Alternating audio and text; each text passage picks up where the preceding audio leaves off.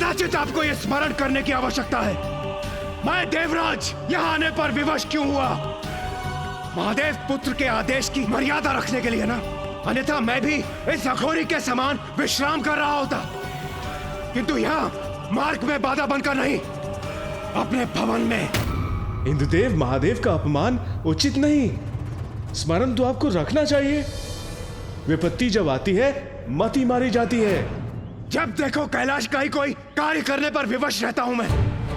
पहले महादेव मुझे बुला लेते थे और मुझे आना पड़ता था, और अब उनके पुत्र प्रथम पूज्य बनकर अपने आदेशों का पालन करवा रहे हैं मुझसे, और यहाँ यह अघोरी मेरे मार्ग में पड़ा है। यदि उनके भक्त थकते हैं तो महादेव को अपने भक्तों के लिए विश्राम स्थल बनाना चाहिए। उनके भक्तों की विश्राम की चिंता करना मेरा दायित्व नहीं है। ए अघोरी, तुम जो भी हो, चलो उठो यहां से।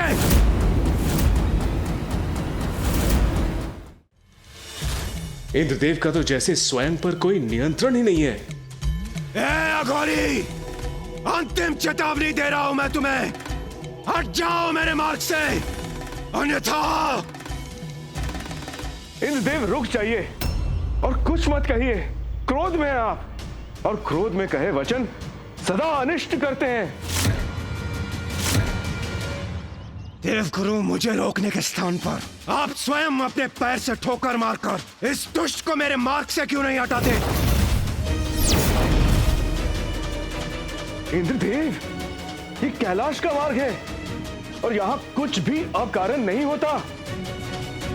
यदि वो अघोरी यहाँ है तो उसके यहाँ होने का अवश्य कोई कारण होगा। वो अपने स्थान से नहीं हट रहे हैं तो रहने दीजिए। कैलाश जाने का तो एक अन्य मार्ग भी है, हम उसी पीछे के मार्ग से चले जाते हैं। आइए चलिए। देवगुरु, जो चौर्य कर्म करते हैं, अपराधी होते हैं, वो पीछे के मार्ग से जाते हैं, देवराज इंद्र नहीं। और आप मुझे मार्ग परिवर्तन करने का सुझाव दे रहे हैं, वो भी इस तुच्छ अघोरी के लिए।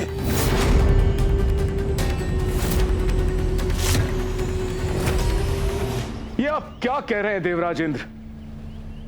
कैलाश जाने के सभी मार्ग भगवान शिव महादेव तक ही ले जाते हैं। बस, बहुत हुआ अब। इतना कठोर स्वर, इतने रूखे वचन, ये क्या हुआ है इंद्रदेव को? देवगुरु, आप भी इस दुष्ट अघोरी की तरह मेरे मार्ग की बाधा बन रहे हैं, इसलिए आप एक और हो जाइए और मुझे स्वयं निपटने दीजिए इस तुच्छ अघोरी से।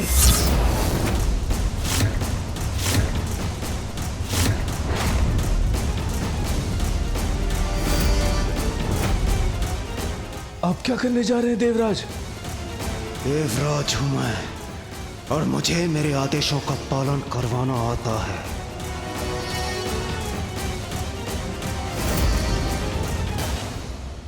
इंद्रदेव देवगुरु बृहस्पति से ऐसे अपमानजनक वचन कैसे बोल सकते हैं? जिसका विवेक उसका साथ छोड़ चुका हो, गुरु का अपमान करने का अनुचित व्यवहार तो वही कर सकता है। जब अहंकार किसी पर छाता है तो वो सम्मान और अपमान का भेद भूल जाता है। ये इंद्रदेव नहीं, उनके अहंकार का स्वर है। सुनने की शक्ति से रिक्त हो या फिर बहुत बड़े अहंकारी हो।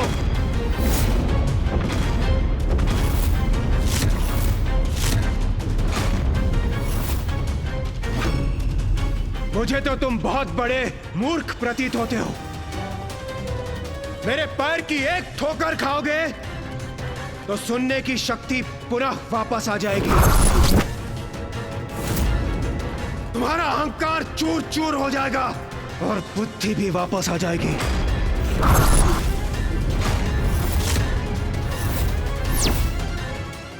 कहीं देवराज जो कह रहे हैं वो कर ही न दे। इंद्रदेव पिताजी को दुत्कारने का दुस्साहस कर रहे हैं। इतनी प्रभावी है तुम्हारी ठोकर तो स्वयं को ठोकर दे लो। कदाचित तुम्हारी मूर्खता का अंत हो जाएगा। तुम्हारी ठोकर से तुम्हारा कुछ भला हो जाए। ऐसे वचन नहीं, ये कोई साधारण अघोरी नहीं है। ए अघोरी! तुम मुझे देवराज इंद्र को उत्तर देने की उद्दंडता कर रहे हो। तुम्हारी इस उद्दंडता का उचित पाठ सिखाऊंगा मैं तुम्हें। ऐसी ठोकर मारूंगा कि कैलाश से निकलकर सीधे शमशान में जाकर गिरोगे।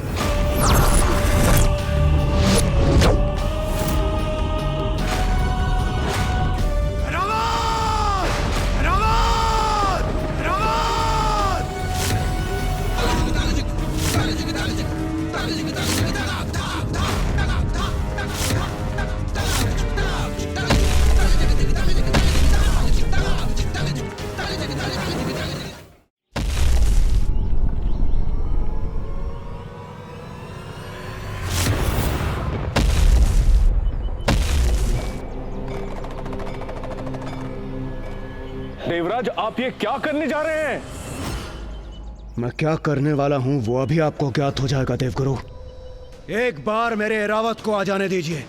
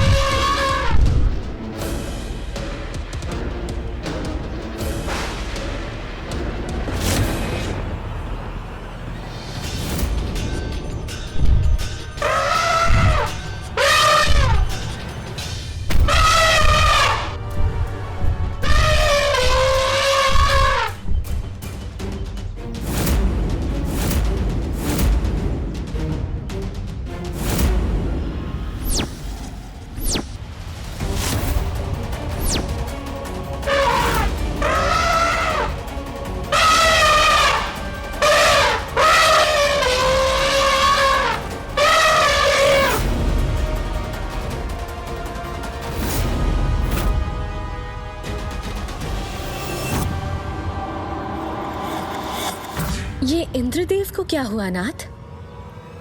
वही जो नहीं होना चाहिए था, अहंकार। इंद्रदेव के अहंकार का अवश्य ही भयंकर परिणाम होगा। एरावत, हटाओ इस अघोरी को मेरे मार्ग से अभी और इसी क्षण।